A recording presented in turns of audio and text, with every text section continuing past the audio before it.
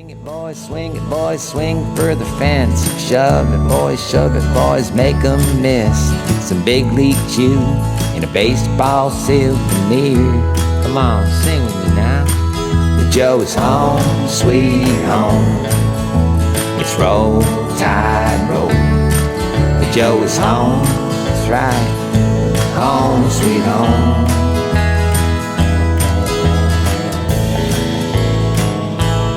Hey, look, is that Roll Tide Willie over there? Blitz, Bama, Blitz. Welcome in, everyone. It's the Weekly Joe Podcast. I'm Paul Graham. I'm here tonight with Meghan Dennis, Drew Champlin, Roger Myers, the usual suspects. After a weekend of Alabama baseball at the University of Texas, first trip to Texas, meeting them as an SEC opponent. The Tide takes 1 out of 3 in a extremely well pitched series. Let's just put it that way. A little blip on Friday night, but man, a couple of really well pitched games on our guys' part. Zane Adams, Miles Upchurch, Ashton Crowther with the back end of the bullpen on Sunday. We'll talk a lot about those Texas arms because I think they pretty much stole the show this weekend. But all in all, despite in spite what it felt like to get there, we do get out of there with a win. And you know how it is in SEC play on the road. You got to get one. You can't get swept, and especially coming off a sweep. So the Tide takes care of business on Sunday. We'll talk a little bit about how that happened. We'll talk about the one that got away on Saturday. We probably won't talk a hell of a lot about the one on Friday, except to maybe talk about the greatness of Dylan Valanis and the game he threw. But Roger, you were there. Welcome back. Yes.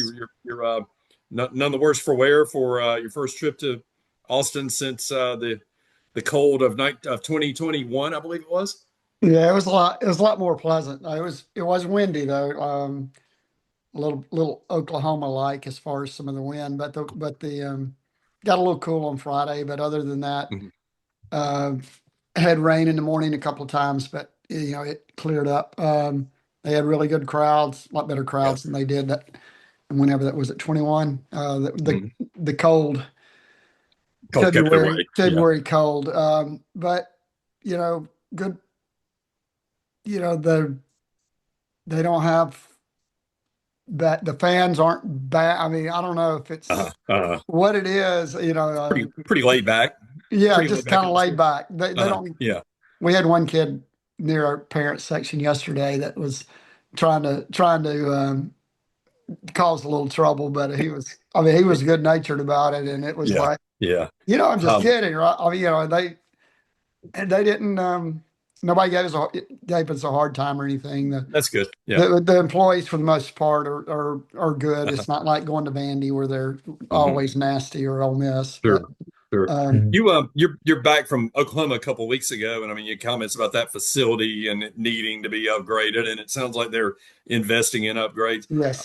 Texas, it looked like maybe has poured the money into the practice facilities and the development centers, but the stadium itself maybe due for a little facelift or something. Yeah, maybe so, but it's got a good wide mezzanine, and the concessions are incredible. They have several choices. The prices aren't outrageous as Alabama's, and it's one of the ones like South Carolina and a few others. They have food trucks along. Like you can get to, and they're inside the ballpark, and a lot of good choices there. There was that's good. There was a Kaneka sausage concession stand. I saw Rick tweet that out. Yeah, several different barbecue choices, taco truck. Just a lot of choices, a lot of good things, and it's the stadium itself. It takes up like blocks. It's really it's bigger than the capacity. I think it does hold about 7,500. But there's some things they could do, out in the outfield but they have the thing in the outfield with the clear fence where you can sit right behind. Oh yeah, I saw some people out there. That kind of thing, and then they kind of have their left field rangers or whatever they call themselves. They're kind of hidden. But it's a good group, and they were very hospitable too. They invited they invited Alabama people over to, That's good. Yeah. come and I'm partake in all. convinced. I'm convinced we might have the best setup around the conference as far as student. Maybe the Ole Miss. The setup out there has been out there longer and all, but Right, I think right. as far as just, I mean, it really does have nice. Auburn's got a nice setup out there now, but I mean, they're going to have to build it up a little more and all. And they've Yeah. done a great job their part. But really seems like we got a great setup for the student side of it. You didn't get the feel of that being a rowdy student No, crowd no. at all. I didn't even really like know where the Mhm. students were if they were No, there, no. you know. Yep. So that, yeah, 100% agree with that. And, in our area is bigger, the student area is bigger than Ole Miss's. Yeah. Hmm. So, and it just, the Ole Miss is obviously able to bring a lot more beer in A to lot be more able to beer. do all those, be able to do those beer showers they do, because Yeah. our kids aren't going to waste their six They ain't beers gonna waste it. They're too on a smart. beer. Yep. Yep. Yeah. Hey, So, Drew, we get through the weekend again. I mean, these road series in the conference, especially against a team that's sitting at, you pick it 1, 2, 3, 4, whatever, depending on the poll. I don't know where they're sitting this week, probably around 2 or 3. Getting out with a win, good enough for you this weekend in retrospect? If you had said Alabama's going to go 1-2 this weekend, I would have been okay with that. You look at it; it kind of reminded me a lot of the Oklahoma series, except that on Friday night, obviously we beat Oklahoma game Mhm. 1. We got hammered Role by reversed. Texas, and in game 2 was it's just not much offense the rest of the way after the second inning. Just kind of eke out a win. They obviously got some really good pitchers, probably the best collection of arms in totality we've seen. I think so. I figured we'd struggle against Volandas. I think everybody does. Ruger Riojas, Mhm. which makes me want to call Roger after that. Roger Roger Myers. Myers. But he was a guy that we hit McNeely from Florida very well. First 3 batters hit this guy, or 2 of the first 3 batters hit this guy well, and after that couldn't really touch him. No. And then Sunday I thought we'd do a little more against that guy after what he gave up against A&M. But it was his first. Well, no, he lost against A&M, but first home loss, I guess. So you got to figure things out. Hopefully they will figure things out. Mix some guys up here and there, and not. You don't want to just bench somebody for the rest of the season, but you don't want to just. There's really no guaranteed spots, I think, for many of these positions. No. So the one thing I will say, I'm glad we got Peyton Steele back in the lineup on Sunday. Mm-hmm. I agree. And, yep. and I thought his at bat in the second inning might have been the key at bat of the game, because he had a runner on first. He started off 0-2, I believe, gets a 2-out single, and then that led to our first run. Mm-hmm. Yeah. Yeah. Meghan, in spite of, you'll hear the number 49 strikeouts a lot in these discussions today. 49 strikeouts over 3 games. In spite of all that, and we can talk all about. We'll talk about it. I mean, we're going to raise the tough questions about the hitting approach and whatnot. You did see a little bit of it did maybe feel like desperation on our part, but we looked a lot more willing to experiment with some things and get some guys in that hadn't been there, a la Peyton Steele. Osterhaus had been on the bench for a little bit. You tried the young pups one night. You stuck with Hines through it. It's going to take that. Plattner back in there. Vaughn back in there. It's going to take maybe just punching buttons until you get the right, or experimenting with mixing the right drink until you get the perfect Yellowhammer, right? There's Meghan. I think there's just a lot out there that we gotta experiment with still, which is not a great position to be with in 12 games remaining in the conference schedule. And I think that's kind of the biggest issue. If it's like, okay, we are 6 SEC series in, and the gel isn't really there. And, Yeah.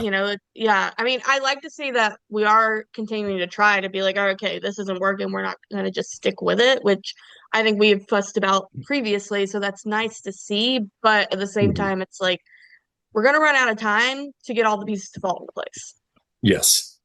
Right. Yeah. And I mean, I think with 4 series remaining, as you look up and down that lineup, Fowler, you can pencil in every day, LeBron every day, Neal every day. Feels like Hines is pretty much going to be a fixture either in left or DH. although he just he might get a day off here and there.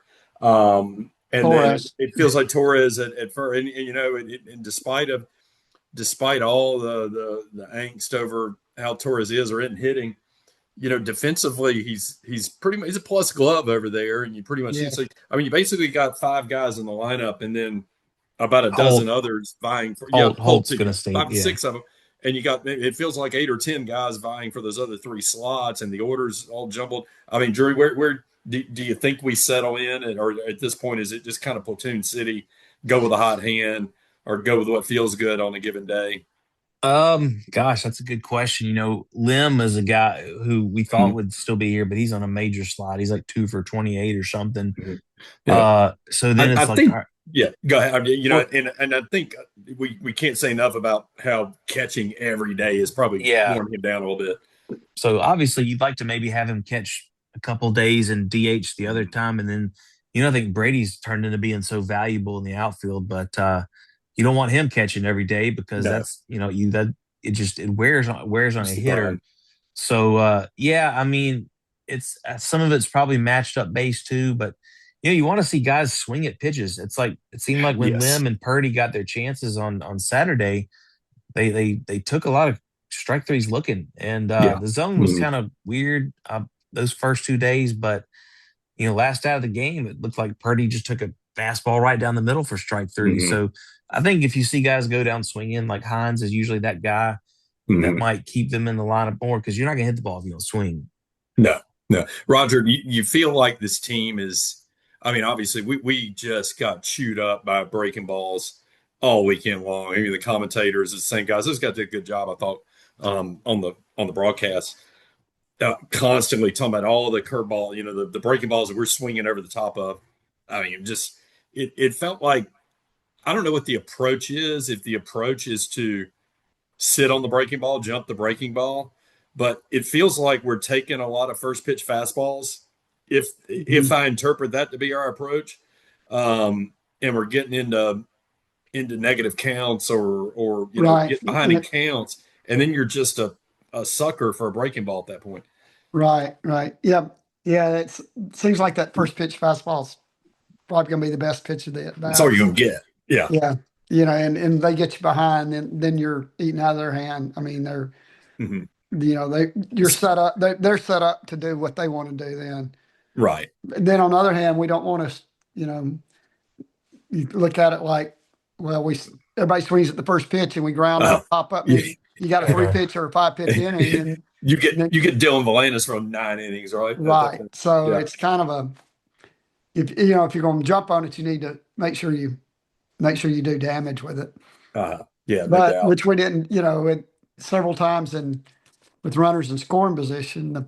When we did get people on base, it was very hard to get them in, even if it's second and third, Mhm. no outs, Yeah.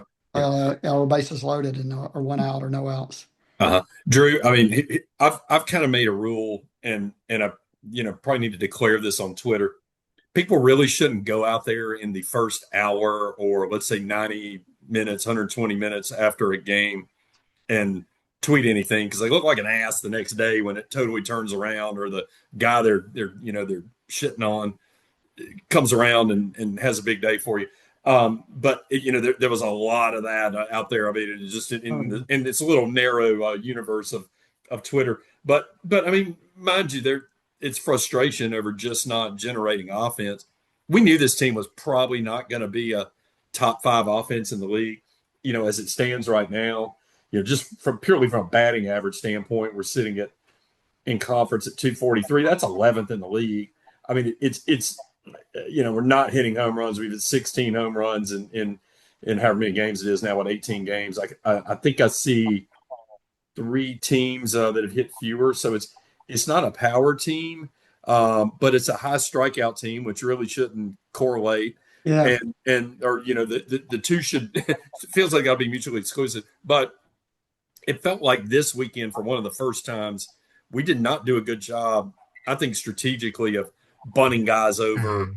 or trying to steal a base to get out of a double play situation. I mean, I think strategically we Yeah. dropped the ball a little bit in some places, don't you? Well, a couple of times when we did try to bunt, when if It was bad. successful, if Yeah. successful, it would have helped us Helped along. a Like lot. there Yeah. Yeah, was there was we like took when Fowler and Bryce Purdy. missed when Bryce Fowler missed had a bad one. his when Yeah. Bryce missed on his bunt, that had it been successful, that would have Mhm. led the runs based on what happened after Right. that at bat. Uh-huh. So Yeah. if everything happened the same way, Uh-huh. and not picking on him. I mean, there was a couple of No. others too that happened with, and there was times it seems like, I'm sure y'all were thinking it's like might be a good time for a bunt right here, Exactly. Yeah. and Mhm. Bun him over. Do something. or bunny man, like Mhm. it's just we Well, haven't been. I mean, especially when you're striking out 49 times. I mean, right, you got, right, yeah. Yeah. right. You got to change. It seems like you need to change something. I mean, Torres has been our most successful bunter Uh-huh. Mhm. all Yeah, year. exactly. Yeah. I mean, Cleanup guy most of the year. Yeah. yeah. Drew, grade the strategy. I mean, you got Yeah. it. I mean, you got an overall grade on it. I felt like it was one Oh of the man. first weekends this year we really slipped on strategy. That Yeah. you got Well, to be critical. I feel like last weekend's probably very similar.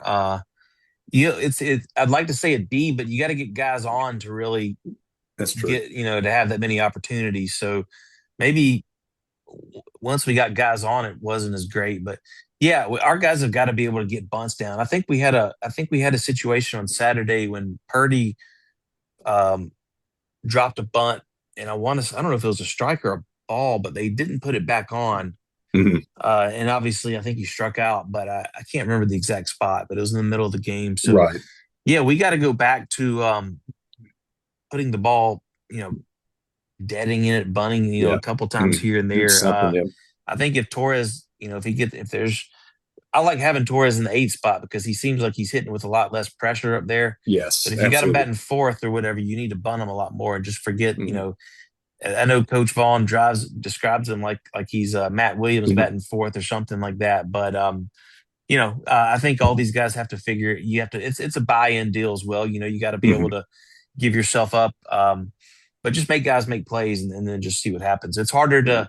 I'm sure it is hard to bunt a 95 mile an hour pitch, but Yes. Yeah. it's And not easy especially, to swing and hit them either. So or if you're a lefty and you're up there facing Valanas, who's throwing this thing that comes yeah, from outside your ear and lands at Mhm. your belt buckle. As far as strikeouts, yes, we are suddenly striking out a hell of a lot. 179 times now in conference play.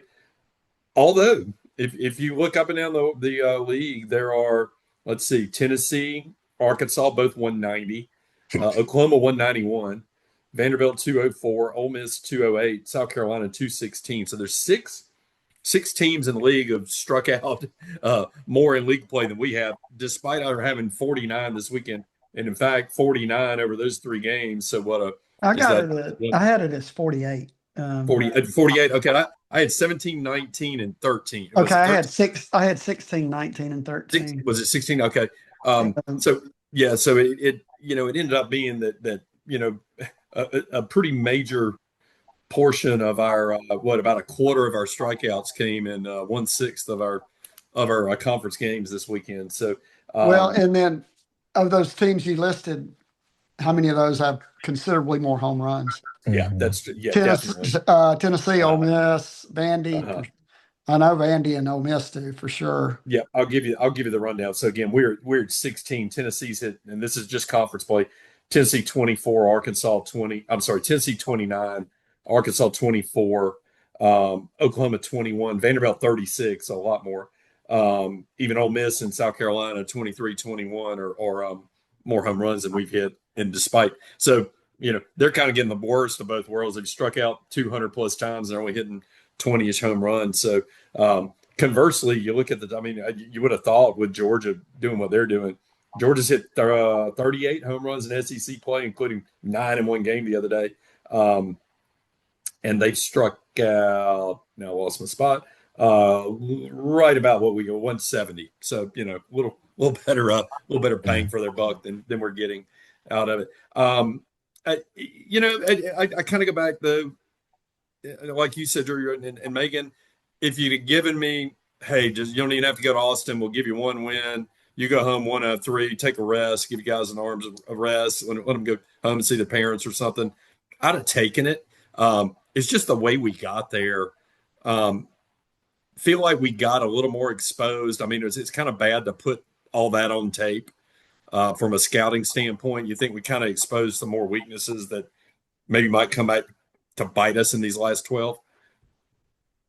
I feel like we're almost like circled back to some of the issues we were saying kind of at the beginning of the season, where, it especially coming off of Arkansas and then coming into this, where it's just like, yeah, I mean, we got exposed even more. And if we can't score runs, leave guys Yeah, on base, it gets hard to win right. games. Exactly.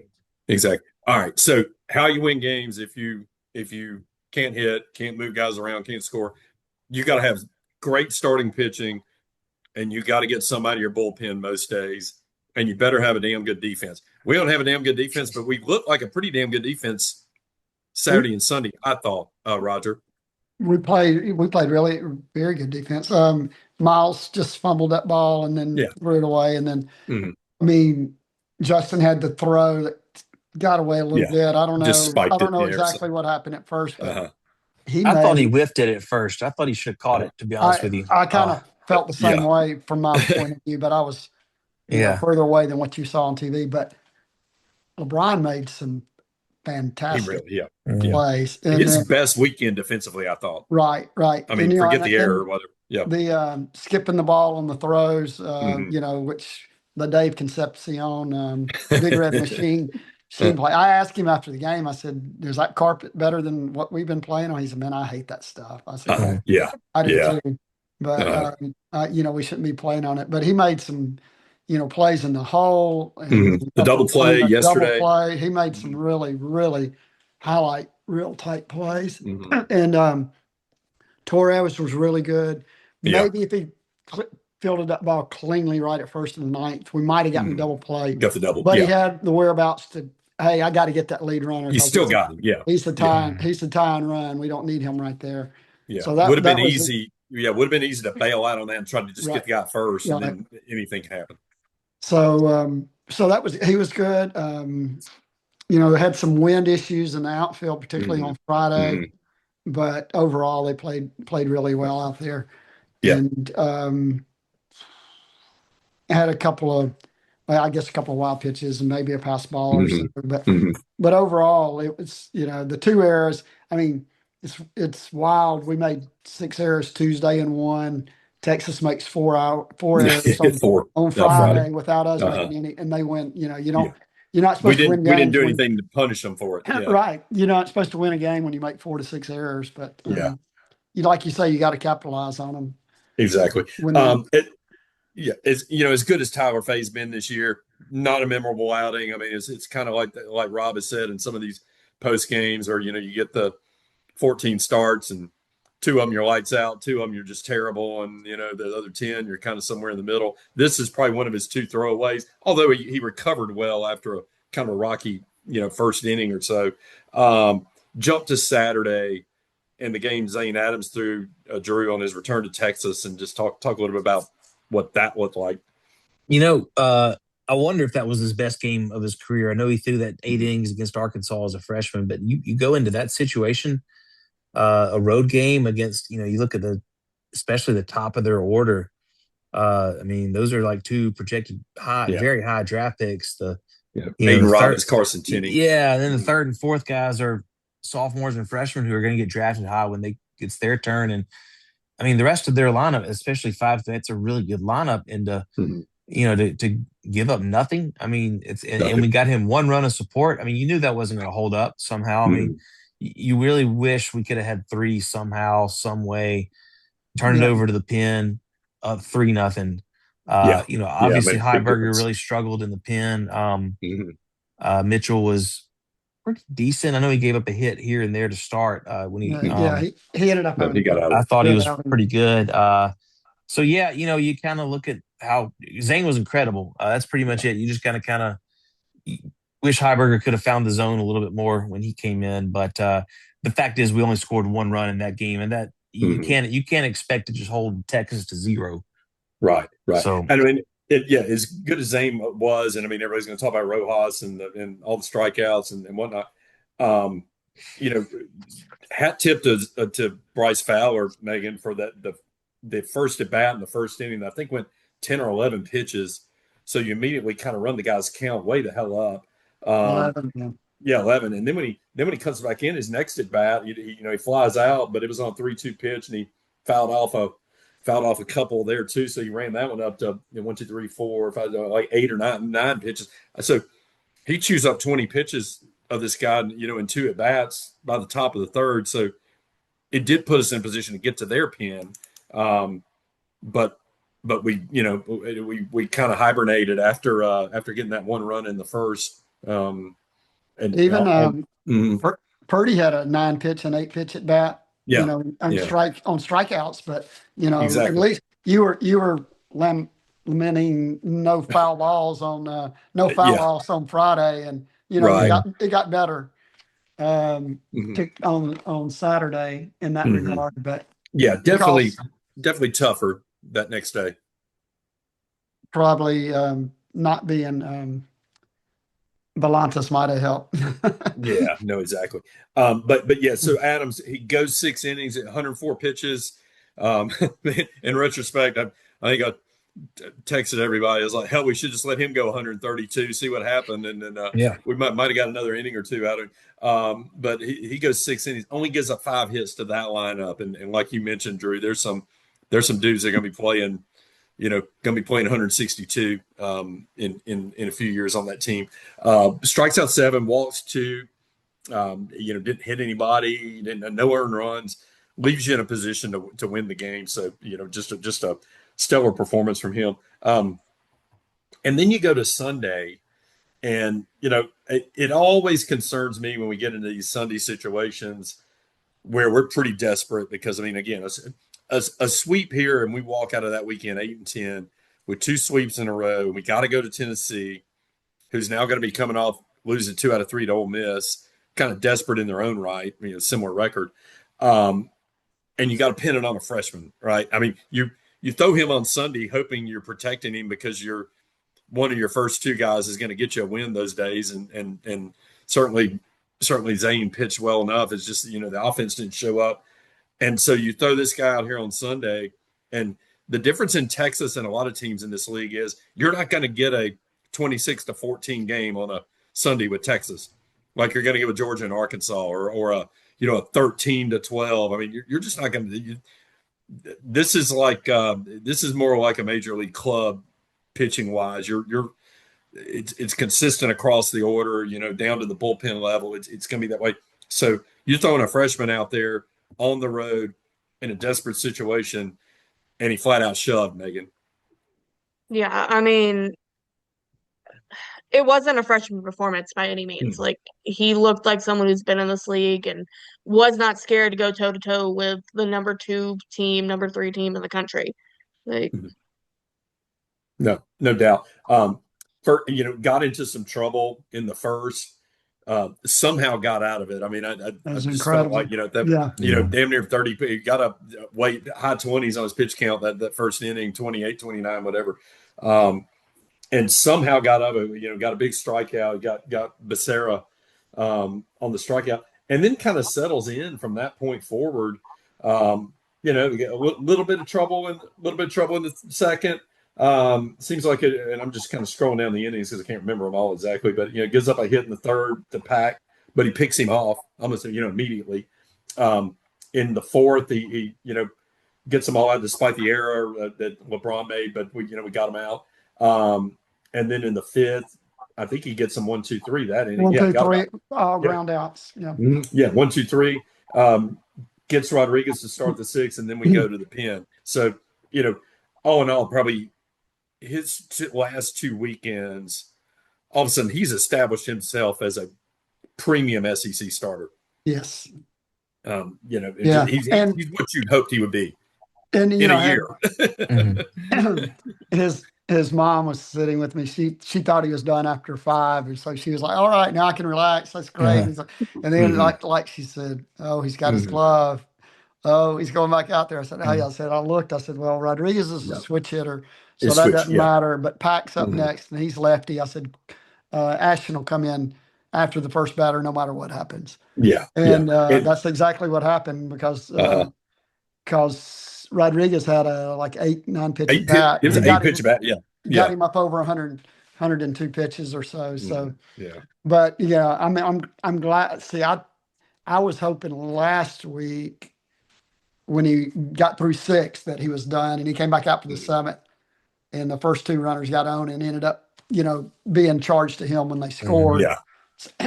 Otherwise, he'd have had 2 straight SEC starts, 11 plus innings without allowing a run. With that run. Yeah. So Yeah. I he's thought that kind of was, coming into his own, and he really he's is. always been mature and Hmm. from the get go, and is just the control stuff started once the SEC started because early on he wasn't Hmm. warning anybody. No, I don't know if no. that's umpires or SEC game umpires are calling tighter Hmm. or what it is, but he doesn't let it. He's like Faye and Zane. None of them get plus. They don't let things bother them. They just He's a slow heartbeat young slow pup. heartbeat, slow heartbeat young pup. There you go. Yeah. Yeah, and I mean, you recall. I mean, it was. I guess it was Florida on Sunday that he didn't get out of the first inning. Just couldn't find it. I mean, it was nowhere close. Here he was battling this first inning. I think he walked 3 guys this first inning He the other did. day. Yeah. But he just fought through it, and you knew if he could just get through that, it felt like Drew he was gonna be okay. Get you 4 maybe. But Mhm. and he certainly did. I think the thing I admire most about it, or what I thought was the most impressive, like you say, that last batter is just fighting him tooth and nail. And I mean, you give up a hit there, and then you got to go to the pin. I mean, Yeah. who knows how this ends, and and we're just sitting here crushed 2 days later. Yeah. What was it? I know. I don't think he struck him out. He could have, but it No, was he a pop. flew out the left. Flew I out think to Flew he left. out, just That's right. flew out to yeah, left. just Yeah, flew out. and it was funny, Roger. I'm not sure if you noticed this, but if you're watching on TV, they kept showing Brady looking at the dugout, telling them, trying to get JJ to not come on the field to get him, but To leave, yeah. to leave him in. And so but he did, and it worked out because Crowther's just been so good. I thought it really Mhm. kind of reminded me a little bit of a better version of his Oklahoma start. Uh-huh. But yeah, he's gonna have one of these games where he just gets 3 up, 3 down, and 8 pitches in the first inning, and Mhm. next thing you know, you look up and it's Lights 7 out. scoreless or something like Yeah. that. So Uh-huh. he just keeps getting better. I mean, he's The got a thing, bright future for sure. he does it, and here's what I see with him. He's heavily relying on that changeup and the cutter, and I mean, and the fastball. I mean, again, he's throwing away 92, 93. I mean, like I could hit that. It's, but, and I mean, that's typical. I mean, people think, oh, why don't we have guys throwing 97, 98? You don't see many guys just firing it away 97, 98 and giving you 6 innings in control, right? Yeah. I feel like he's going to get more velocity.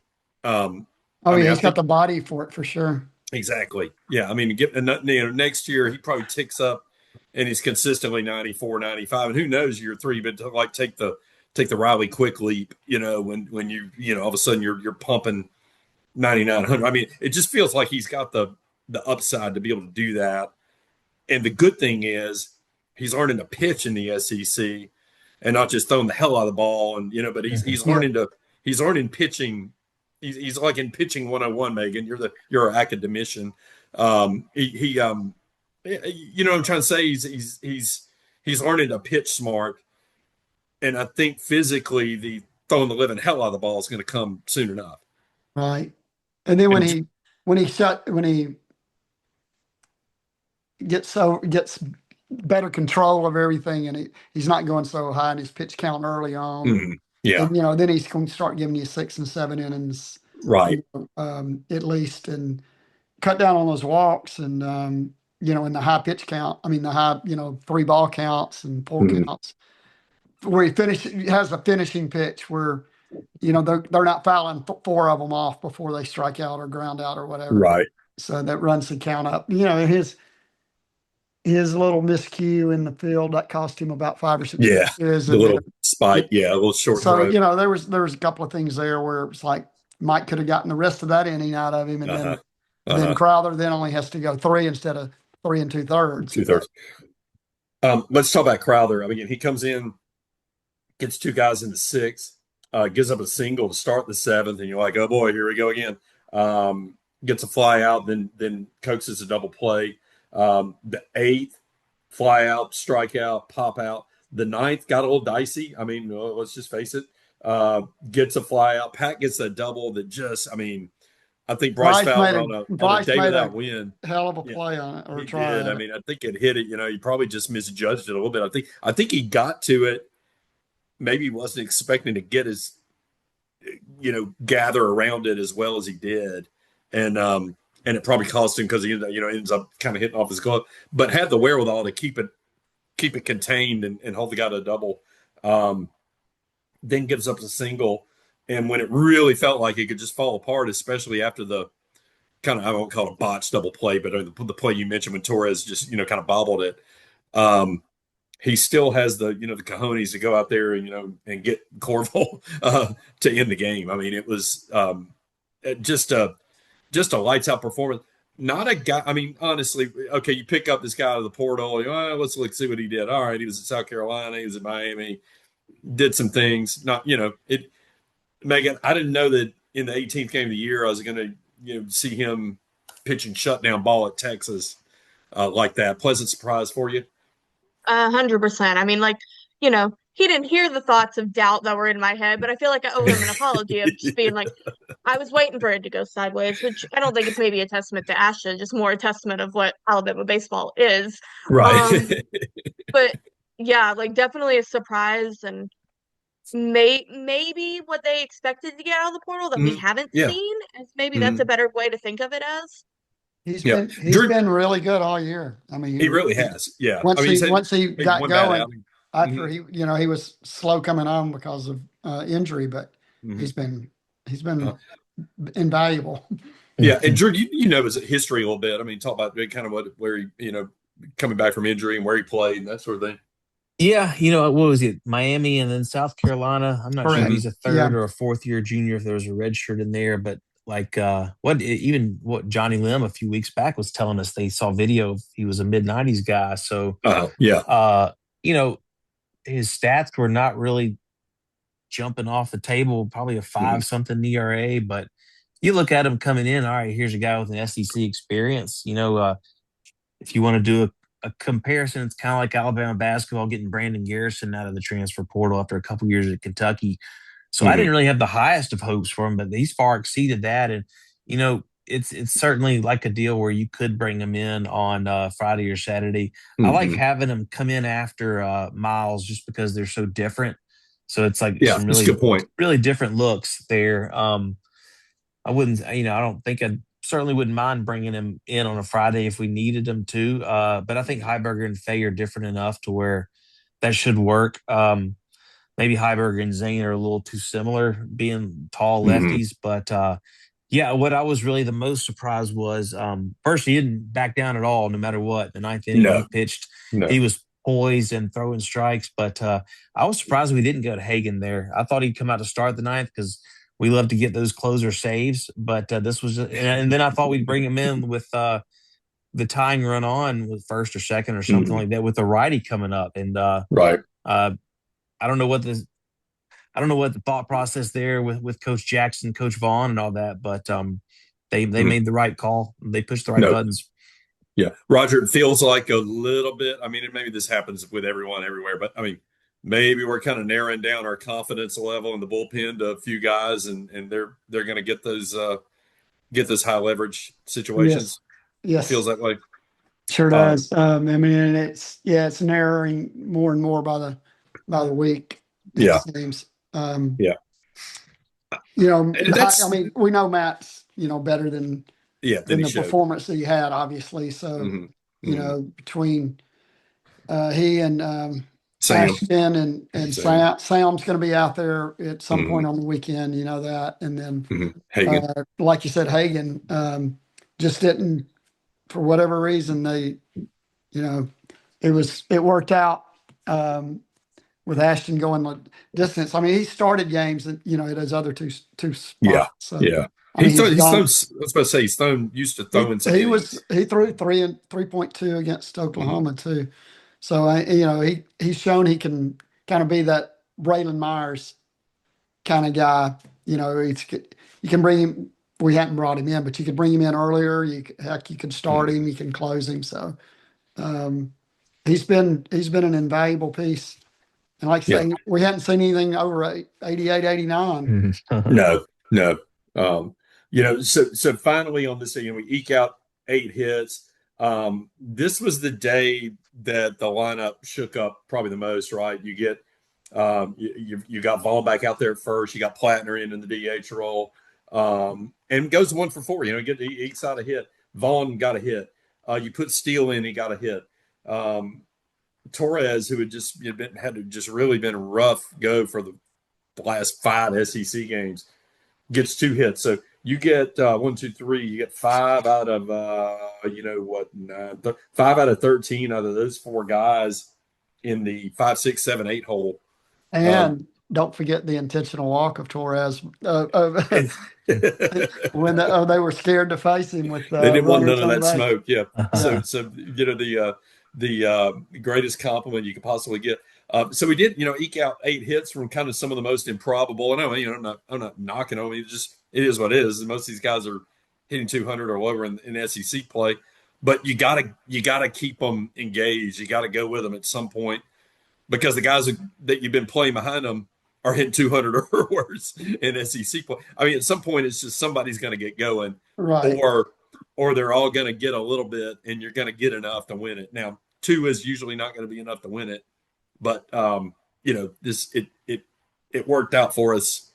Worked out for us on this day. I don't want to say I want to go into every game and take this approach and try to make this work. We did lead 10 on base, and again, we talked about how we weren't moving guys. We're leaving the bases loaded. We finally get a couple things go right, and we strike out and leave the bases. That was just all weekend. I mean, you strike out 13 times again, but you get that win. So let's talk about that. Enough about the weekend, but again, you come out of this weekend 9-9 in conference play. Let's talk about what's left. We go at Tennessee this weekend. We're home with Vandy for the weekend after that. We go to South Carolina first, right? We go to South Carolina, and then Ole Miss at home. Now, again, the problem with looking ahead in this conference right now is every team you look ahead to and what they've done the last couple of weekends, they seem to totally turn it on a dime the next time. So, but Tennessee got a sweep last weekend at Mississippi State, and then just dropped 2 out of 3 to Ole Miss at home. So, you've got them. You've got them coming up. They pitch well, struggled some early in the year.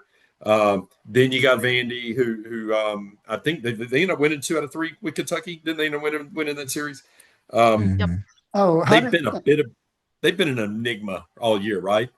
Just kind of all over the place. You don't know what they're going to do weekend to weekend. They did sweep Tennessee earlier, but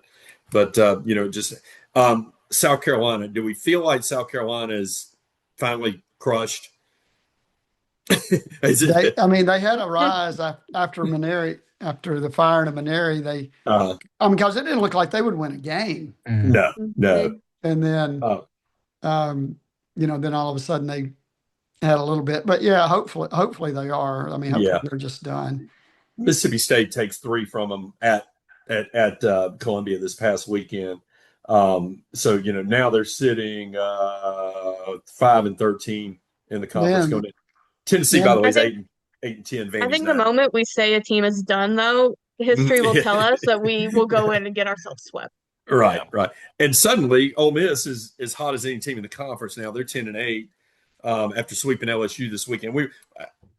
I will go out there on a limb since we don't have to play them, but I think LSU is done.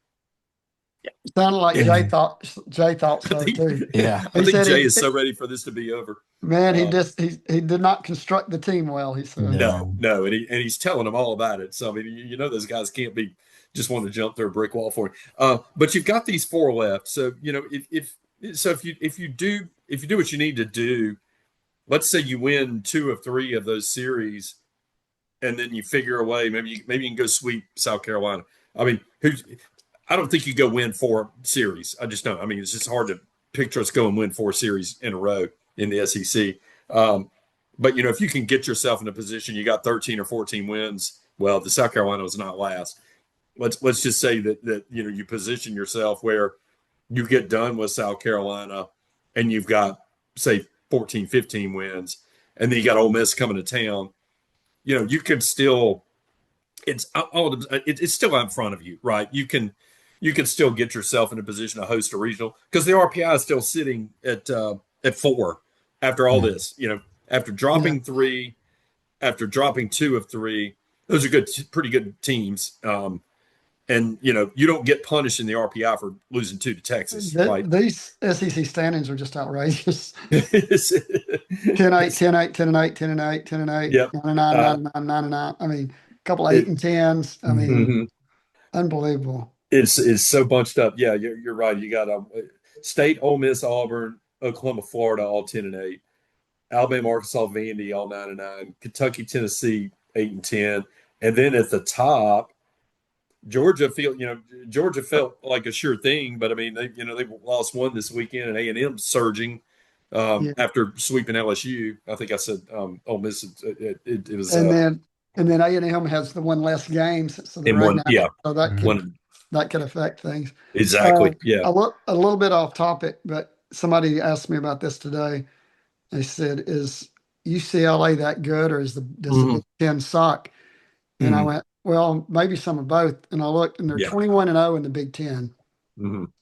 I mean, you don't go 21-0. The great Tennessee and LSU teams, Vanderbilt teams, don't go 21-0.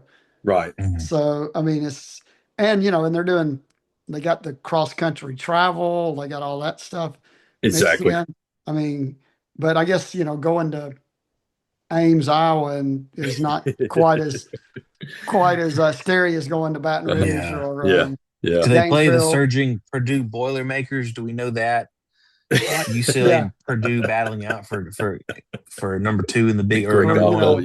Here's the thing about Rutgers is not going to hurt you that much.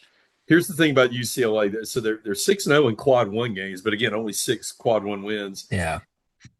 Out of 36 total. I'm assuming, I know they had some of those early season, games where they were playing maybe playing in Houston or Dallas or one of those places.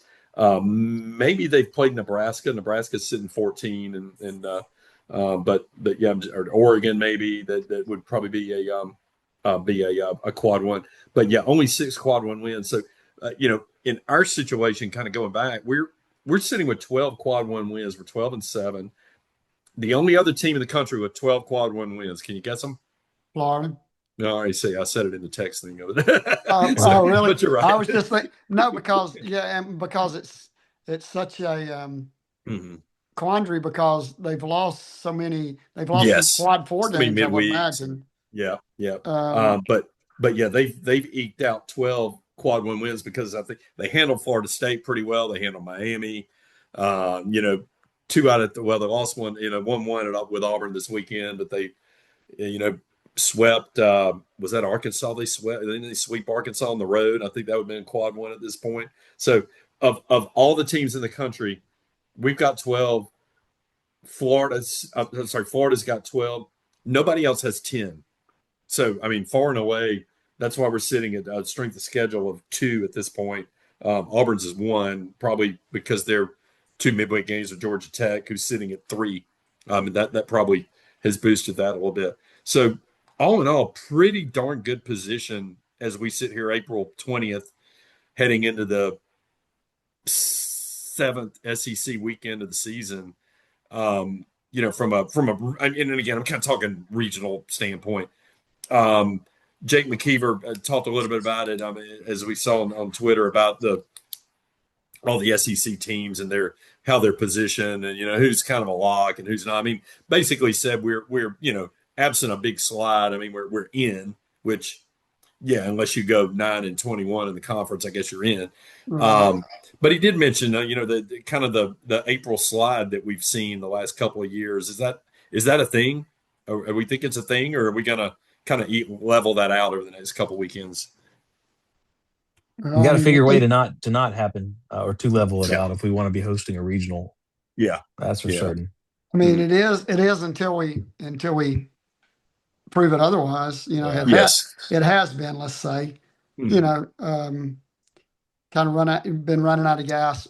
It's you know, a lot of it probably has to do with, you know, we don't have quite the quality depth that some other teams do, and then the injuries catch up. I mean, we're playing without three guys that were penciled in as starters. Exactly. Have not played all year. You know, nobody's really taken that in consideration. I mean, Yeah. we don't know if they'd have done any, you know, would Mizell, Christensen, and Davenport been doing better than, you know, some of what we're seeing?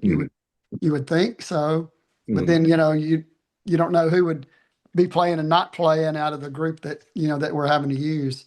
If all of those guys were healthy, we might not be seeing Eric Hines near, you know, as much as we have. Right, as much, yeah. Meghan, what do you say? I mean, again, they're haters out there. They're also just idiots who just every time we lose a game are going to bitch about something. What do you say to the thought of, well, you started tinkering with the lineup while we were, you know, on a 6-game conference winning streak and playing all these young freshmen. Although, if you really look down at it, I mean, it's not like these young freshmen cost us anything, right? We were putting them in behind guys hitting, you know, they're hitting 200, and now the freshmen are hitting 200. It was a trade-off. I mean, what do you say to the haters on that? Is that a thing, or can you be critical of kind of lineup selections?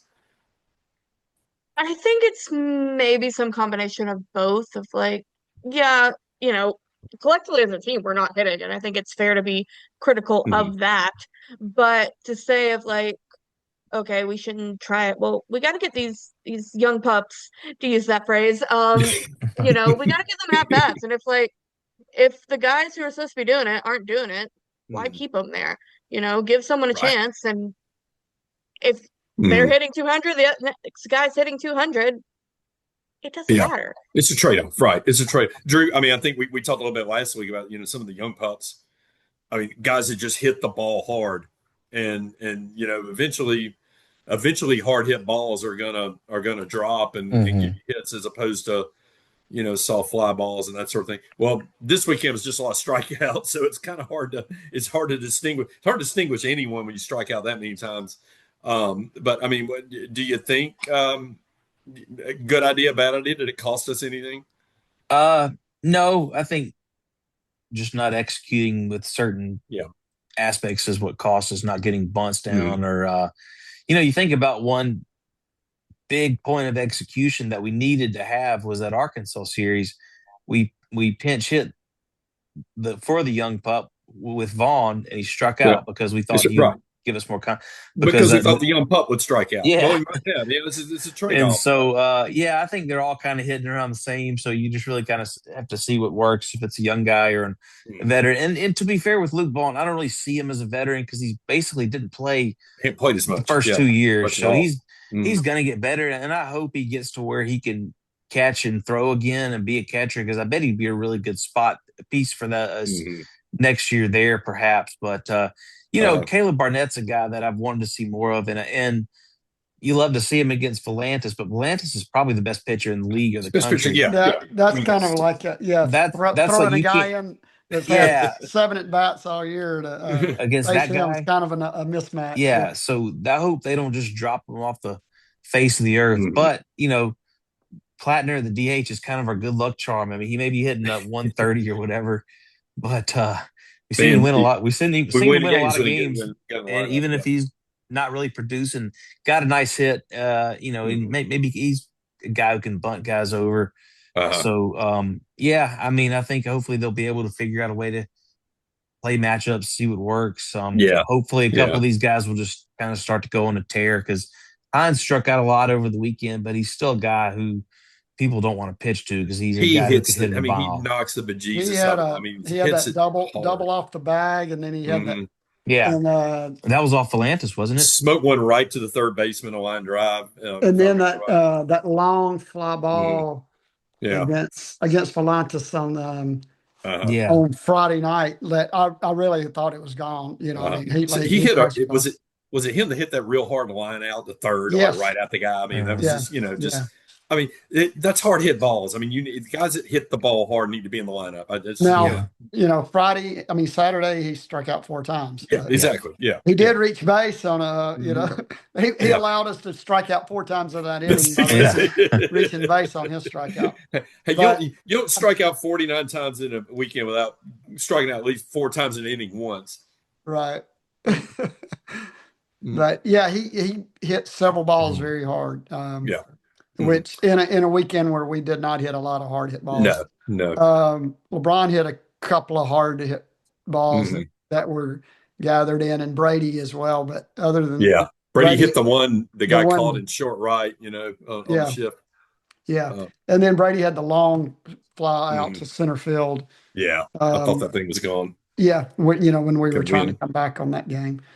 So I think, though, I mean, again, we're kind of addressing some of the haters and the chirping that goes on the minute the game ends, and everybody just, irrationally, I'm not happy that the team's batting 240 in SEC play, and that's getting propped up by 3 guys and maybe 2 at this point at the top of the lineup. But again, if all of your chess pieces are hitting around the same, you want to just keep putting the same guy out there. You want to try to get another guy in there that maybe he's going to get hot. I don't have a problem with that. I mean, it's just the hand we're dealt, and you just gotta take into account or consider we're gonna have to rely on pitching and defense. We're not hitting the ball out of the park. We got to steal bases. We got to move guys, but we got to rely on strong starting pitching. And night we didn't really get it on Friday. We get smoked. 2 days that we got it. We're right there in games. Yeah. Right. I mean, that just is what it is. Let's talk about the hitting approach in general, because a lot of conversation about that from the hitting experts. And again, we talked a little bit about it early. I feel like we sit on the curveball or whatever these guys throw. I mean, it used to just all be all curveballs, and now it's they throw about 15 different variations of spinners. Meghan, again. You probably swung at more fewer baseball pitches than the rest of us, so you're probably more qualified to answer this than most people out there. Is it an approach thing? Is it sometimes guys just show up on campus and they are what they are. Maybe they don't get any better. They get or they get in slumps and they get in a funk and you can't sort them out of it. They drift back to bad habits when they get under pressure. Where do you think we stand as a hitting team, and can we get out of it? I do think there has to be some of the mechanical stuff of the way you've been taught to do this for 18 years before you get to campus is kind of ingrained at some point, from the time you picked up a bat at 4 years old. But at some point too, I think that hitting approach and what we're doing has to be called into question, whether, that's Rob, whether that's Pap, of just, it's a lot of looking at pitches, and it's easy for me to sit here and say that, but it's a lot of looking at pitches where it's I would at least like to see more attempts at it, the hard hit balls, the lineouts, that stuff is a lot more forgivable than 49 strikeouts, where, as far as turning it around, I mean, the only choice is we gotta. I don't know what the mechanicals of all that look like at this point, but something, whether it's just being more aggressive and getting those to the point we talked on about Bryce, running up that pitch count. Well, even if it's a strikeout, if you can get those longer at bats, well, Drew, do you feel like I don't know, is it feels like the guys have the same at bat time after time. You're okay. You're going to face, and again, you're facing, Valanis or a guy like that. I mean, I think it's a little bit of an outlier, and they threw 3 guys kind of like that this weekend.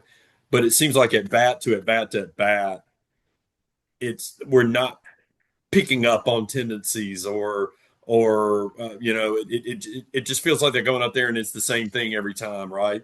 And it's not like it helps a hell of a lot when you strike out and you walk by and you tell the guy in the batter's box, oh, he's got a good slider. Yeah, no shit, we see that. But it's a matter of how do you adjust? Are we not adjusting as the game goes on? And can you do that against the Yeah, Volandis? you know what I noticed about the Texas guys was that they fouled off a lot of pitches. Mhm. Even like the ones that we were. Now I thought we had a lot of balls out of the zone called strike three, but you even when you're watching a game, it's not a straight line.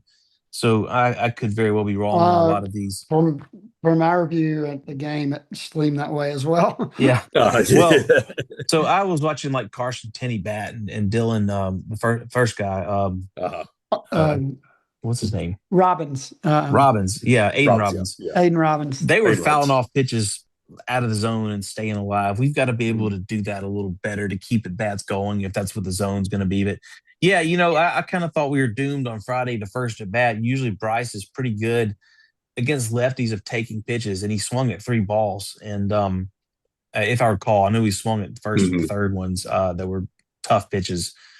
So yeah, I kind of think Volantis is an outlier. I really think we could have done better and should have done better against Riojas I did and too. Yeah. Harrison. I know Riojas strikes a lot of guys out, but we have hit guys like that this year. Mhm. Yeah. So it is what it is. I know Tennessee's got guys. I think Landon Mack's a high velocity guy. Yes. Yeah. Coons is Transfer from Rutgers. Yeah. yeah, he's the first guy. I think as long as they don't change their pitching rotation, we'll go win the series, like Arkansas and Texas did. If they do, then. But yeah, we gotta have better bats against those guys. Like Coons really took it to T.E. us Coombs, last yeah. year.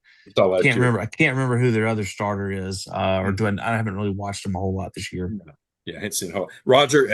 Solve our hitting issues approach wise. What do you see, or what's Well, the you're talking about fouling the balls off. We have a few guys that have watched have backward K. I mean, they're striking out looking a lot. exact? Yes. And these guys, like you were saying, you were watching Tenney and Robbins, those borderline pitches that you can't trust that the umpire's going to call a ball. They're just they're fouling it off. Mhm. They're building your pitch count up, but they're fouling them off until they find something they can handle. Yeah. Yeah. Instead of watching it go by, and it's like, well, that might be an inch outside, 2 inches outside. Well, these umpires are not that good. We don't have ABS to challenge them on it. But I mean, in Torres, that's been a lot of Torres's problem. I think he's taken a lot of strike threes, Mhm. not going down swinging. Yeah. He's putting it in the umpire's hands. He's got to stop it, right? right, and Yeah. it's like you don't trust another driver, you don't trust an umpire. No. You No. foul it, you just get a bat on the ball, foul it off, and then wait for maybe the next pitch is something you can handle, or it's over your head, or it hits you. Anything. But just make him throw more pitches, Mhm. foul them off, figure out how to foul them off. Mhm. And we talked earlier. I don't know if it was on air before, but butt more. I mean, if we're going to hit 240, we need to be getting some Yeah. butt more successfully. Yes, right. Torres, And it looked like Torres has been our best bunter.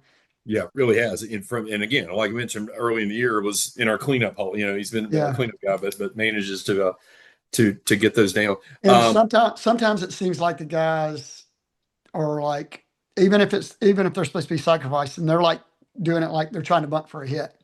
Just square around and get the damn thing down. Yeah, just get down.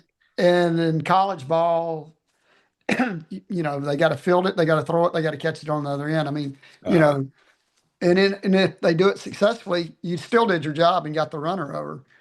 So, but they may throw it away, they may fumble it. You never know. Yeah. But if you're not getting it down, if you bunt at it twice and you're 0-2, and then you're dead meat. Mhm. And we've proven that a few times with a couple of guys in particular. Yeah. No doubt. All right. On the other hand, I mean, even after all that, I still see these people out here griping about the pitching staff and griping about the bullpen. Got a complaint? And anyone got a legitimate complaint about what the pitching staff's doing? Not the ones that are That know what the hell they're looking at. right. Yeah. Yeah. The piling on of JJ for the last it's silly. 6, 7, 8 years. Mhm. When we're putting first rounders out and taking guys that were walk on shortstops and becoming pitchers in the big leagues. I mean, I think he's got something to him that Yeah, absolutely. that we need. I will say I didn't realize Connor Lehman could dial it up to 95. I He's neither. he's No, been holy shit, yeah. he's been getting his velo's Yeah. been, when he Now, figures out where it's going all the time. yeah, you really want him and Austin Morris to be guys higher in the mix with the stuff they have. Yeah. But I was glad to see Lehman get some work in on Saturday. I thought he did fine, did okay, but it's only going to help him. So hopefully, that was Friday actually. But Friday, Friday. yeah, that's Yeah, right. Yeah, the blowout game. So he may have given us some hits and runs. I can't really he remember did at this point, but four hits and 3 runs. Yeah. okay. Well, he had hopefully, maybe it's maybe the 94, 95 is too straight or too far outside or inside, but hopefully he's had his moments though. He's definitely, and Sarna came in and got his couple of guys out. I mean, so just kind of we are pretty like consistent about who we go to, but mixing a guy in here and there, even if it's like the 7th inning up 2 just for 1 inning would be good instead of it's like Heiberger. I kind of wish, I know he's gone 3 innings before, but he seems like he's almost better when you bring him in and there's a guy on and to get him to finish it out. Yeah. I don't know why that is, but for some reason it seems that way. It seems that way. Yeah, it sure does. Yeah. A kind of cool thing coming up this week as we look around the league. I just read about this earlier today, or we heard about Connor Prelip, our old friend who was probably the best that never was. If you remember that 30 for 30, the 30 for 30 about Marcus Dupree at Oklahoma. He was kind of our version of that. Just surged on the scene in 2020 and 4 starts in the COVID year before the season was shut down before the SEC season started. And then, tore the UCL and in his first start of his sophomore year, tried to come back a little junior year, just never happened and moved on. Drafted by the Twins. Just got a big league call up, kind of on what they call the taxi squad, I guess, for a series with the Mets. I think it's going to get a start maybe tomorrow. Start on Wednesday night. Yes, on Wednesday night. So Prelip up to the big leagues. I think we also learned Pierce George was getting called up to Double-A with the Barons. Good. Yeah, his dad lives in Austin. He sat with me most of the weekend, off and on during the weekend, and he was telling me Pierce was looked like he was going to be going to Birmingham. Was heading to Birmingham. So good folks around Birmingham. Good to know. And the White Sox scout I've seen, just about every week, and he gives me a report that Pierce has just looked really, really good. Really good. And at this point, he hasn't walked anybody this season. No. And that's huge for him with his stuff. If he's throwing strikes, then he's going to be trouble. He's got sometimes to change it. Sometimes guys develop a little later. I mean, he's doing that. Bo Bryans at Jacksonville State is just, really come along after being just kind of wild for us last year. We'll see, although they're not having a great year in the ACC, Ariston Vesey at Clemson seems to have gotten control and they're really firing it on. So good to see guys, if it just doesn't work out here or doesn't work, or, they move on, actually doing some good things where they go. Cool thing, and I researched this right as the game was in. I had a bunch of stuff in the drafts. It was just going to go down the toilet if we blew that game in the 9th inning Sunday. The coach of the Alabama baseball program in 1904, the last time we beat Texas. Thomas Stouch, Stouch. I think I'm saying that right. I have no idea if we got anything on him at the Bryant Museum or if we've even got a baseball section of the Bryant Museum, but maybe we need this at the Joe or something. He was the head coach of our program in 1904. There was some interesting read. I won't get into it. I mean, you can reference it, but go Google him and Google Shoeless Joe Jackson, because I think what I found was either they were teammates or Stouch discovered Shoeless Joe as a coach or something. And so they're intertwined. And I tweeted out a picture of the two of them in a picture of some team that they played on or were together on. And so I found that interesting as, again, I had that drafted probably by about the 7th or 8th inning. and was just hoping I wasn't going to have to go delete that draft. but Huh. but kind of a cool thing that happened out of the weekend. Um, all right, let's look ahead. The weekend well, first of all, UAB tomorrow night at the Joe, 6 p.m. start. Bring your dog. Apparently, if you got a dog, I mean, I don't know, what you bring your dog. You got to register them and bring their papers to them. So I was like Um, 100 pounds. I think he's asleep down here. No, maybe he's downstairs. Mm. He he's a great dog, but he would not have a great time. He'd be a handful. 6 o'clock tomorrow night, UAB. All right, let's talk about that. Last week we kind of outlasted them. Again, we had a terrible game in the field. Meghan, just pitching depth, I think, in some of these midweeks games, probably the difference in us and the UAB. They probably hit better than us. We're just that much better pitching depth wise than they are for a midweek game. Yeah, I mean, I definitely think that played a role. I think the fact that the Joe is smaller might play a role tomorrow Mm-hmm. night, though, if UAB's hitting the same way, because Mm-hmm. they had a bunch of hard hit balls at regions that just, you know, those couple feet could make a big difference in Yeah. what way that game goes. Mm-hmm. They're 30. Let me find it again. I'm having to do this on my iPad. I'm sorry.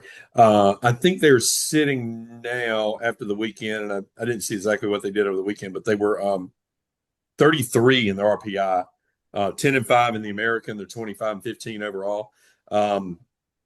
Their issue is they play a lot of quad 4 games. Just the nature of kind of who they play, but a pretty formidable opponent. And I mean, them being at 33 in the RPI means that our neutral site win over them is a quad 1 win. And if they keep on inching up as the year goes on, a win over them tomorrow could end up being a quad 1, because I think your first of 1 through 25 are quad 1 for a home game.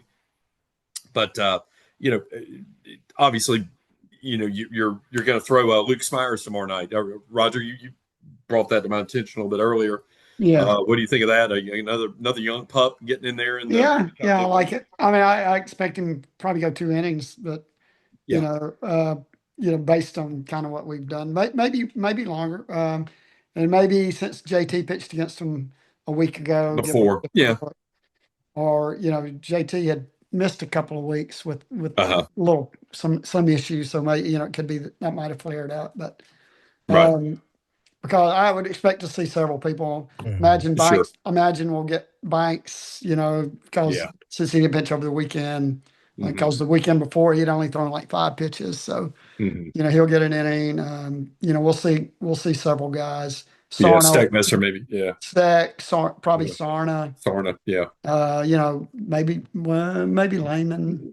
maybe, That was sure, Friday. sure, yeah. Sherrard, You we haven't seen in a while, Yeah, so you didn't use a lot of pin this weekend. I mean, even no. Friday night, we Mm. got had to dig into it a little bit, but We you know, used 8 pitchers all eight all weekend, and so a number of guys didn't throw. So you do, and you've got a Thursday start to the right. series this week with That's Tennessee. true. That's So true. Yeah. you got a quick turnaround, and so there's probably a lot of strategy that goes into how you handle this particular midweek game, as opposed to Right.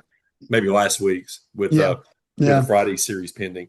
But again, a formidable opponent. I mean, UAB probably, if I look amongst the RPI for teams out of the American, I think they are the highest ranked. Let's see, SEC. I think they're the highest ranked out of the American in the RPI. So whether probably a one bid maybe it could be a one bid conference, maybe two, but certainly could be in a position to win that conference tournament and get in.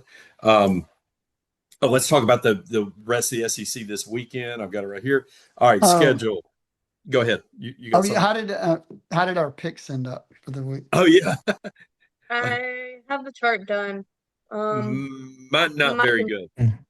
I think I was 3-5. Well, I mean, surely I didn't go 0-8 again. All right. You Well, did all I know not. is You went this. 5-3, Roger. It was pretty Wow. Five good. and Yeah, three. better than last time. Mhm. All I know is that we had all pretty much picked Auburn to lose and Alabama to win. So we all pretty much were 0-2, except for somebody had Auburn winning that series. So, but I can't remember who. as we get in, Probably Drew, Barner Drew, maybe probably. in Drew, yeah. No, I sure didn't. No, As nobody we picked Auburn, but Drew did pick okay, Texas. Yes. somebody picked Texas. That was what it was. Okay, all right. As we get into this weekend, let me see if I can tell for sure. Okay, we go to Tennessee. Obviously, Arkansas goes to Missouri. A&M at Florida. That's a pretty good matchup there. Another two straight home weekends for Florida. They really kind of blew that one away. Blew that one on Sunday against Auburn. Um, Kentucky at South Carolina, kind of blah. Texas has got to get on the road and go to Vanderbilt. Maybe a trap series for them after getting after pummeling us with all the strikeouts all weekend. LSU's at Mississippi State. Now, mind you, Mississippi State just lost 2 weekends in a row before this one. Got swept at home 2 weekends in a row. So LSU coming off a sweep. Hard to figure out what's going to happen there, but State seemed to rebound nicely this weekend. Oklahoma goes to Auburn. That was pretty intriguing, I think, given that Auburn's was a little bit up and down early, but now all of a sudden they've won 3 series in a row, 2 out of 3, so they're 6-3 in the last 9 in the SEC, and now sitting in most of the rankings in the top, between 5 and 10 in most of those rankings. Georgia at Ole Miss. That's probably the two That's hottest. That's probably the marquee matchup of the weekend, I think. If you ask me, just amongst, Ole Miss probably playing better than anyone. Georgia been playing better than anyone all year. Tough to call some of these picks, I think. What do you guys think happens in Knoxville as we head up there starting Thursday? Give me Megan, what's your thoughts on this weekend? Give me 3. We get 3. All right. All right. Here's a better question. Well, I'll ask it better. Drew, what do you think happens in Knoxville? God wins the series. I feel like if we win I kind of looked at this like I did the Oklahoma series. Tennessee is not as good as Oklahoma is. We No, really should go no. and win that series. I mean, if we strike out like we have been doing, we're not going to. But I really feel like we have a good chance to win the series. It's kind of one of those where their ballpark is so small, so you really want Faye to not have his sinker up in the zone. If that's down in the zone, it's going to be tough. Do they have the carpet, Roger? Do you remember? Total turf. Yeah, total turf. Yeah. Yes, they Okay. did. So, one of those types. So I think I'm going to lean Alabama 2 out of 3 in this one right now. Okay. Roger, who you got? I got Alabama. Okay. 2 or 3? At least 2. Yeah. 2. Okay. All right. Yeah, just to be. Yeah, I may end up picking it as a sweep, but I'll say Alabama wins the series. All right. Yeah. I think we do rebound. Honestly, okay. I can't see the offense being any worse than it was last weekend. And it's like I don't know if I said it or we said it amongst us in here early in the year, like with Auburn. They were pitching so well, they were just not getting anything out of the offense and just losing these close games. And we kind of said, all right, if this offense would just do a little, they're going to be tough to handle. I feel like we could be that way. I mean, again, we got a long way to go for the offense to be quote doing a little after the weekend we put up. But I mean, the way we're pitching, I think Faye rebounds. Zane and Church seem to be in a pretty good groove. The last several starts. I mean, I think it's the same type of weekend. You chew up innings, you eke out just enough offense, and you win 2 of 3. Here's the most important stat of the weekend. I can give you a number: 37.5. Over under on strikeouts by our hitters, Megan. God. Under. Mind you, 49 last weekend, right? 40, 48, 49. 48, yeah. Yep. You go what? Going under. You're going under. Okay. All right. Drew, you got over under 37.5. That's still a ton of strikeouts. So I think I think these that's guys close to what we're averaging in the SEC. Yeah. Yeah. That's why I picked it. Oh, Yeah. okay. I'll go under. All right. Under 37.5. Roger, over under 37.5. I'll say under. Under. All right. Just for good I think we'll start getting measure. back to bunting guys over and doing stuff Just like doing that. some things to, yeah, yeah. Yeah, I think we'll start Yeah. playing back I mean, to our again, brand. Landon Mack, I'm real anxious to see Landon Mack. I mean, he was a big prize out of the portal last year. Yeah, Jersey guy, I think it was played with JYJ, maybe played in some, maybe there were summer league guys or something together. I know he's a Jersey guy. we were hopeful to get Yeah. him. Tegan Coons, who, I mean, throws the living hell out of the ball. And I'm like you, Drew. I hadn't seen enough of them this year to kind of know what they're doing on Sundays or Saturdays in this case. 37.5. I go under. I just think I think some of that last weekend was just strategy. I mean, again, we were critical of the strategy earlier. I think it was deserved. I think you've got to do things to put your guys in better positions to be successful. And it felt like this weekend we just kept throwing them out, throwing them out in the lion's den and not kind of arming them with a better approach at the plate. So I think the approach improves. You're not facing a Volantis. I mean, you're facing quality arms, but not a Volantis. I go under 37.5 on that. Any final thoughts before we head into the game with Birmingham and then the three at Knoxville? Just a couple of notes. May not seem like it, but LeBron's on a 10-game hitting streak. Mm-hmm. And Eric's hit in the first game that gave him an 8-game hitting streak, which obviously he broke the next 2 games. Right. But the thing with Justin is like a good majority of those games has been 1 hit. He's had a couple of 2-hit games mixed in there. Right. He's talked about that a little. He knows he's not. I mean, he knows he's not tearing it up, but it's like he just keeps grinding out there and doing things to help the team. Right. That's what he's trying to do. And I mean, 32 out of 32 on stolen bases, and we think he probably could have gone a couple other times. Wish he had gone a couple other times, but I mean that he could get 40 bags for sure. He could, yeah. Closest he's been to getting thrown out was that he got picked the other night and managed to get in under it, but and then it had to get it under review too. Had to get reviewed, yeah. Drew, final thoughts on the team and a rebound for the weekend, or one more than same? If we don't, I mean, it's kind of like, I mean, we can go 1-2. It isn't certainly not going to be the end of the world because it's a tough road series no matter what. I mean, Tennessee did sweep Mississippi State on the road, so they don't have Tony V and Frank Anderson in their dugout anymore, and I think that's a huge deal. So if you really want to host a regional, you got to figure out a way to win seven of these last 12 games. So that's really all that comes down to it. I think 13 SEC wins will get there. So that's kind of what I'm thinking these last 4 weeks is win 5. I think because our RPI, if we go to 13-17, will be top 10. Yeah, so that'll get us in.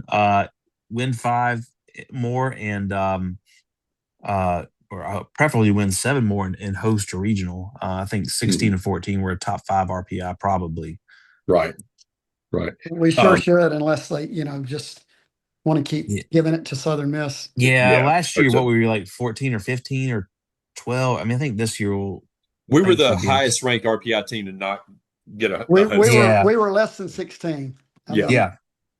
So I think this year, if we win 16 SEC games this year, we will have won 5 series. I think that's how it'll be. I think so. Yeah, I think we'll have to. So I think won that's 3 now. And you would have had to win. Yeah. So if you win 7, that means like even if you sweep 1, I guess you could sweep 1. No, that'd be 6. So I think that'll for sure get us. I think you get to that 16. Yeah. Meghan, final thoughts? Let's just go win a series. Yeah, let's do it. All right, the schedule this again tomorrow night, 6:00. Probably is a SEC Network Plus. Playing Birmingham at the Joe. We've got Thursday night. We're nationwide Thursday night. We're on ESPN2. That's a 6 p.m. Central time start at Tennessee. On Friday, we're at 5:30. We're back on the network on the Network Plus 5:30. Saturday it's a noon start, so you're done with baseball for the weekend by 3:00 on Saturday. And those are all central times. All central, yeah. So let me go back again. We go 6 tomorrow night, and then 6 5:30 and noon over the weekend. No midweek game next week, so kind of get that break, and then one more midweek game left in the season. So tomorrow night's the last midweek game to Joe. Try to get out there and support these guys, and then we'll see if we can't pull this out in Knoxville over the weekend. So all right, guys, I really appreciate it. Paul Graham, Meghan Dennis, Drew Champlin, Roger. One more thing. Yeah, one more thing. And everywhere we've gone, this happens other than at home. This is Texas, Alabama roster, Texas roster, Texas's schedule, SEC records, a little poster of a player. Nice. Yeah. Inside that, all the players, photos, heights, weights, hometown, scorecard. And we give a mimeograph piece of paper that you can't read because the print's so it's so small. light. I mean, we used to do this kind of stuff. Yeah. We used to have the great posters of the guys, that were on a scorecard. And I just don't know what's happening with marketing. Budget cuts, I guess. But I'm not sure either. I mean, even Jacksonville State puts stuff like this out, and some of the smaller schools have a lot better. We used to do a thing that had an insert, and it would have a preview of the series. It would have the other teams. Almost like media guide type stuff. Right, our stats, their stats, and I just wish we could have something like that at the Joe. Yeah, it's not that hard to do. It's not like you got to not like you got to pour a whole lot of money. And don't even get me started on the the gimmick little T-shirt or whatever that they. They pull 2,000 fans out of the seats to go line up and left field in the middle of the damn game, tie game in the 7th inning.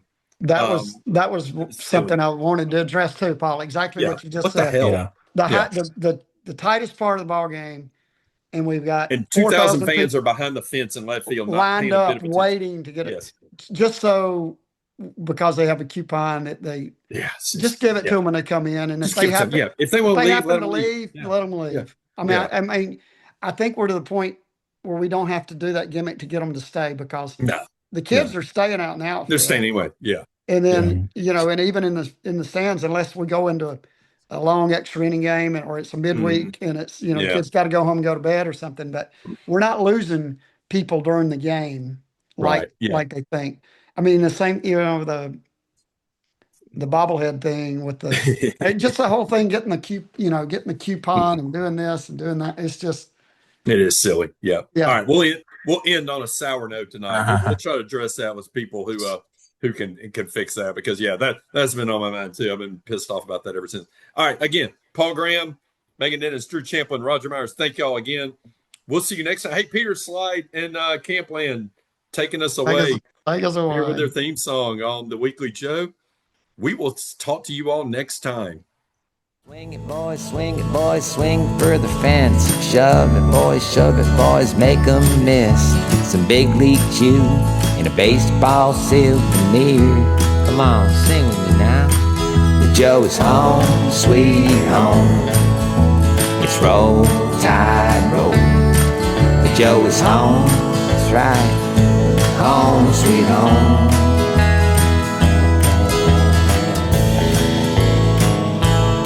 Hey, look, is that Roll Tide Willie over there? Well, it's Bama